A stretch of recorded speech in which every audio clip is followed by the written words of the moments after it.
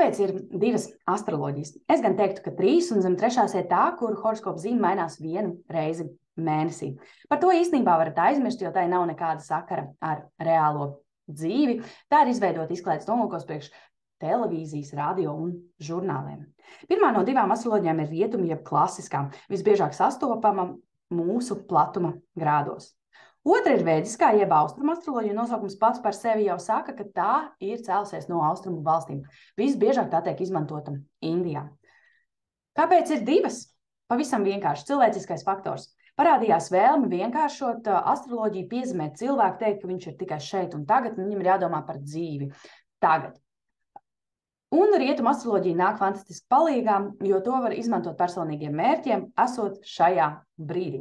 Vēdiskā ir vairāk garīga zinātnē, un ar to kopā nāk apziņa par sevi kā kaut ko lielāku. Pirms manis kaut kas ir bijis, un pēc manis kaut kas būs. Ir cēloņi un ir sekas. Kuru no šīm izvēlēties, tā ir jūsu brīva izvēle. Skatieties pēc sajūtām, kas jums ir aktuāls un kas priekš jums vairāk strādā. Ar to gan viss nebeidzās. Mums ir ļoti daudz atšķirības starp šīm divām astroloģijām, un šodien pastāstīšu par 4 galvenajām. Pirmā no tām ir planētas. Kopā mēs izmantojam 7 bāzes planētas. Tā ir Saule, Mēnesis, Merkurs, Venēra, Mars, Saturns un Jupiters. Rietuma astroloģija izmanto vēl 3 papildus transurānu planētas, Plutonu, Neptūnu un Urānu.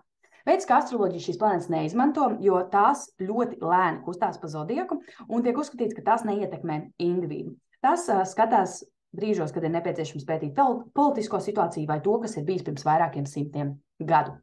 Vēdiskā astroloģija izmanto mēnesi mezglus Rahu un Ketu. Tās ir karmiskās planētas, kuras arī uz mūsu zemes veido aptumsums. No karša viedokļa rietuma astroloģiju spēta tikai vienu karti dzimšanas, jeb šo, kas ir tādā aplītī.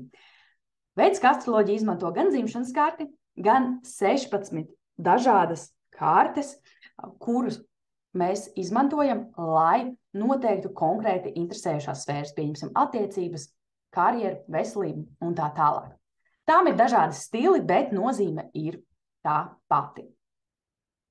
Trešā īpašība ir nakšatras. Šāds termins nav sastopams rietumu astroloģijām, tas ir unikāls tikai priekš vēdiskās, un nakšatras ir sistēma, kas saistīta ar mēnesi, kura atspoguļo cilvēka prātu un jūtas. Mēnesis ir mūsu emocijas.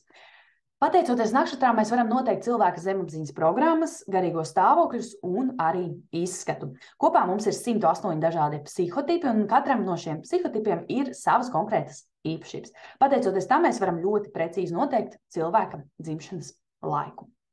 4. manuprāt, visbūtiskākā ir atskaites punkts. Rietuma astroloģija izmanto tropisko jeb kustīgo zodiaku, pamatojoties uz pavasara saulgriežiem 21. martu, kur saule atrodas 0 grādos auna zīmē. Vēdiskā astroloģija izmanto sidereālo fiksēto zodiaku, kurš atspoguļo mūsu zvaigžņu reālo stāvokli. Tā kā visums ir bezgalīgs, saule atgriežas katru gadu vienā un tajā pašā vietā tikai ar nelielu nobīdi. Šo nobīdi sauc par precesiju. Šobrīd tā sastāda gandrīz 24 grādus, jeb vienu zodiaku. Zodiaka zīmes lielums ir 30 grādi. Lai jums tas būtu uzskatāmāk, es to parādīšu praktiski.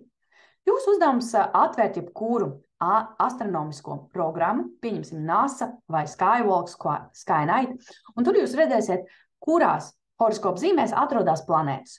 Uz šodienu, 22. aprīli, auna zvaigznājā atrodas Merkurs, Saule un Jupiters. Vērša zvaigznājā atrodas Venēra un Mēnesis. Tālāk mēs veidojam karti uz šodienu vēdiskajā astroloģijā. Mēs izveidojam uz 22. datumu un redzam, ka Mēnesis kopā ar Venēru atrodas Vērša zvaigznājā. Saule, Merkurs un Jupiters atrodas auna zvaigznājā. Respektīvi, tieši tāpat, kā tas ir astronomijas programmā. Ja mēs izveidojam rietumu astroloģijas karti, tad tur mēs redzam, ka Saule un Merkurs atrodas Vērša zīmē, Mēnesis un Venēra atrodas Dvīņu zīmē. Lūk, šeit arī mums veidojas šī te nobīde. Protams, var gadīties, ka dažas planētas atbilst abās astroloģijās, un neaizmirstam, ka mums ir šis te precesijas moments, kurš ir 24 grādi, un dažu brīdi viņi var pārklāties, bet lielākoties rietuma astroloģija steidzas par vienu zīmi uz priekšu. Jā, rietumu astroloģija arī ir precīza, bet es vairāk vēršos uz to, kas ir reāli redzams. Un mēs redzam planētu stāvokli kosmosā, un mēs redzam vēdiskās astroloģijas karti. Tās sakrīt, tāpēc es izvēlos darboties vēdiskajā astroloģijā. Ko jūs darīsiet, tā ir pilnībā jūsu izvēle. Esmu šeit, lai jūs informētu, un tālāk jau jūs domājat. Lūk, esam apskatījuši 4 galvenās atšķirības, un tagad ir laiks izveidot jūsu karti. Kura tad ir jūsu īstā zīme un kā izskatās karte? Runājot par īsto zīmi, tai ir dažādi termini. Es to saucu par īsto zīmi, citi par rising sign, daži par ascendentu, bet zinām arī kā lagna. Tā ir zīme, kas pacēlās pāri austrumu horizontam brīdī, kad jūs piedzimāt. Šī zīme ietekmē jūsu izskatu, uztveri un to, kā jūs miedarbosieties ar citiem cilvēkiem. Un 95% gadījumu tā nav tā zīme, par kuru jūs sevi uzskatāt. Nu ko, ķersimies pie uzzināšanas. Lai noskaidrotu savu horoskopu zīmi, mums būs nepieciešams izmantot mājaslapu vedikhoro.com. Tā ir pieejama arī zem šī video. Mēs ieejot redzam sadaļu, kura mums ir jāizpilda. Pirmais mēs ievadam vārdu. Šajā gadījumā tas būs tests. Tālāk dzimšanas datums. Pēc tam dzimšanas laiks, pieņemsim, ka tas ir 4 pēcpusdienā, un dzimšanas vieta. Šajā gadījumā Rīga. Atzīmojot Rīga, mums automātiski aizpildās koordināts un laika zona. Uzspiežam pogu I'm not an astrologer un aprēķināt. Tad, kad mēs to izdaram, mums parādās mūsu astroloģijas karte un daudz dažāda teksta. Šajā gadījumā mums interesē tikai šī sadaļa.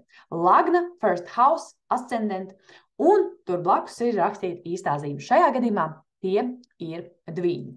Kā mēs varam zināt, kur ir mūsu zīme? Tepat video ir pievienoti tulkojumi no angļu valodas uz latviešu valodu. Cilvēks, kas ir dzimis šajā datumā, šajā vietā un šajā laikā, ir dvīņi. Ko darīt gadījumā, ja jums nav zināms savs dzimšanas laiks? Tad ievadīsim laiku pulkstens 12 pa dienu, atkal visus nepieciešamos datus un aprēķināt. Tad mums ir jāmeklē moon sign. Moon sign ir mēnesis zīme, mēnesis savu pozīciju maina 1 reizi 2,5 dienās, un tā ir mūsu emocionalitātes un labklājības planēta. Balstoties uz mēnesis zīmi, mēs varam noteikt, kāds būs cilvēka temperaments un emocijas. Arī pateicoties mēnesim, mēs varam prognozēt notikumus. Protams, ne tik precīzi kā ar īsto horoskopu zīmi, bet mēnesis zīme mums var ļoti labi noderēt. Šeit mēs redzam, ka mēnesis zīme ir zivis. Ja jūs zinat savu dzimšanas laiku, tad iesaku noskaidrot gan īsto horoskopu zīmi, gan mēnesis zīmi. Šajā gadījumā cilvēks ir dzimis 12. pa dienu, 12. decembrī, 21. gadā, un īstā horoskopa zīme mums ir mežāzes, mēnesis zīme ir zivs. Piefiksējiet to sev un vēlāk, kad skatīsieties vēdiskās astroloģijas ieteikumus horoskopu zīmēm, tad atcerieties par šīm te divām. Ko darīt, ja jūs esat dzimuši pilsētām mazākām? Kaut kur citur. Pieņemsim, ka tā ir pilsēta Talsi. Jūs atrodat Talsi, uzspiežat akceptēt un redzam, ka koordināts aizpildās, bet laika zona ne. Šādā gadījumā jums ir jāievada Rīga, ieraugam, ka tas ir +2, un tad manuāli ierakstam +2. Latvijā laika zona nemainās pa pilsētām, kāds pieņemsim ir Amerikā vai Krievijā, tāpēc šeit varam neuztraukties. Ievadam Rīga, apskatāmies laika zonu un tālāk ievadam savu īsto pilsētu. Uzspiežam kalkulēt un atkal šeit mums izreitinās mūsu karte un mūsu dati. Ja gadījumā jūsu pilsēta nav pieejama šajā sarakstā, tad iesaku darīt sekojoši. Pieņemsim, ka es vēlos atrast Ikšķili. Ikšķili šeit ir, bet ja viņa šeit nebūtu, es ievadītu pilsēta Ogra. Tā ir pilsēta blakus, kura ir pieejama sistēmā. Atkal +2 un kalkulēt. Esat ļoti uzmanīgi. Ja pieņemsim dzimšanas laiks ir vasarā, jo Latvija maina savu laika zonu, tad jārēķinās, ka šeit arī būs cita laika zona. Pieņemsim 12. jūnijas 2021. gads. Mēs ievadam atkal pilsētu Rīgu, un šeit jau mēs redzam, ka laika zona ir +3. Tāpēc esat ļoti uzmanīgi un nenozīmē, ka visām kartēm laika zona būs +2.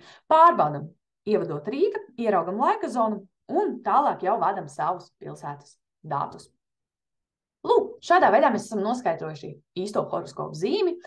Šajā gadījumā mežādas, mēnesis zīme ir zivs, un tāpat tās jūs to varēsiet izdarīt savai kartē.